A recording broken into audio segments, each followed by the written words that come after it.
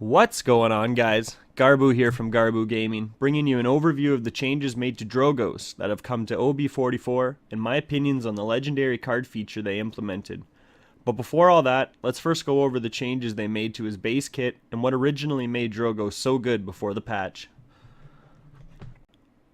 The reason I love Drogoz is he has high damage output with no fall off, high mobility that allows him to get an unparalleled view of the battlefield, and good crowd control with spit knockback.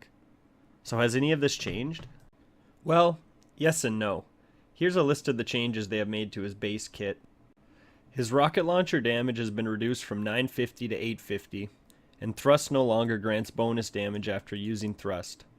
This has a huge impact in damage output, resulting in the inability to kill most flankers with 2 directs, or unable to fire spit knockback to thrust, which would lead to big damage numbers.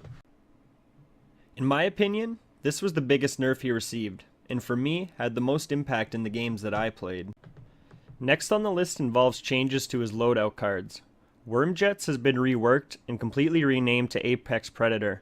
You now gain 7, 14, 21, and 28% crowd control reduction. This affects the high mobility aspect of Drogoz that I love. The Thrust 4 and Wormjets 3 was in my main loadout. They have also removed the knockback on the base spit, which takes away from the crowd control aspect that I love. You can easily look at all of this and say he took a big hit with the nerf hammer, but with the legendary cards they implemented, they allow you to fill one of the roles I listed above in a much more impactful way. Legendary cards are available for each character and are chosen before you select your loadout for each match. Each card will have a significant impact on your character and cater to a playstyle that you prefer. So let's take a look at Drogoz and what he has available, along with some gameplay demonstrating the effects of each. The first legendary card is Wormjets. This allows you to increase the flight speed of boosters by 65%.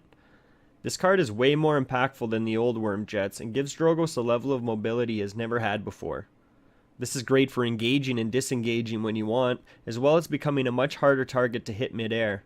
Relying less on your boosters and using fuel to get around, keeping the height advantage is great fun and has many strategic benefits. His next card is Combustible. Fire Spit now knocks back and deals an additional 30% of its damage to targets over 2 seconds. Not only does this give a bigger knockback than before, but it sets targets on fire, resulting on damage over time. To be honest, I didn't think this card would cater to me at all, but its effectiveness in crowd control, combined with loadout cards to reset spit cooldowns, had a much bigger impact than I presumed. If you love the old Fire Spit, you're sure to love this card. And his last option is Fuel Slide. I can't even pronounce that wrong. This allows your direct shots to deal 50% more damage. This has easily become my favorite because it allows me to get more damage in quickly, and I could 2-shot flanks and some DPS. Overall, this card just fits my playstyle of getting in close winning 1v1 or 1v2 situations, and it also affects the direct hits from salvo, making it even more impactful against tanks. To wrap everything up, I want to say that I was doubtful these changes would be good, but over the past few days of playing and getting feedback, it feels better than I anticipated.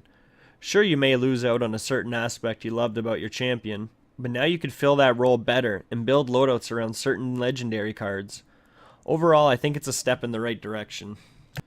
Thanks for stopping by, and we'll see you next time on Garbu Gaming.